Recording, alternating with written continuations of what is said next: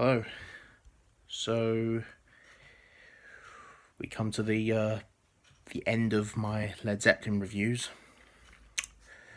with their 8th and final studio album, In Through the Outdoor. So this was released in August 1979, and of course it's in that brown paper bag sleeve there. And here's the cover there. And this really did mark a big change with Led Zeppelin.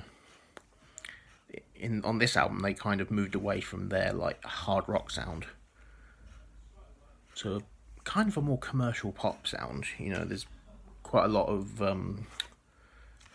synthesizers on here, and it's considered by many fans and critics to be Led Zeppelin's worst album. And while this is my least favourite Led Zeppelin album, easily my least favourite, I mean, when I did the album ranking of Led Zeppelin, I did put this at the bottom of the list. But I don't think it's a bad album. I actually do quite like this album quite a bit. It's not one that I reach for often, but there's some actually really good tracks on here. So we're going to go through the track listing.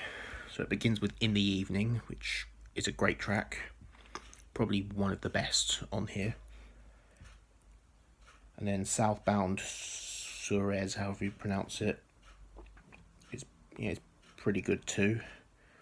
Fall in the Rain is quite nice. And Hot Dog, I kind of love Hot Dog. I mean, it's a lot of people don't love that song, but I really like it. It's a fun rockabilly track. Carouselambra's okay. All My Love is a really nice song. It's about Robert Plant's son who died in 1977. So yeah, it's got really nice lyrics, and then it ends with I'm Gonna Crawl, which is really good. So yeah, while as you can see, I don't think this is one of their best, but I do quite like this album. So I'm gonna give this album, I'm gonna give it an 8 out of 10. It is my least favorite, as I've said, but it's still a really good, enjoyable album. And I don't think it deserves all the hate that it gets. So yeah, and that concludes my Led Zeppelin reviews now.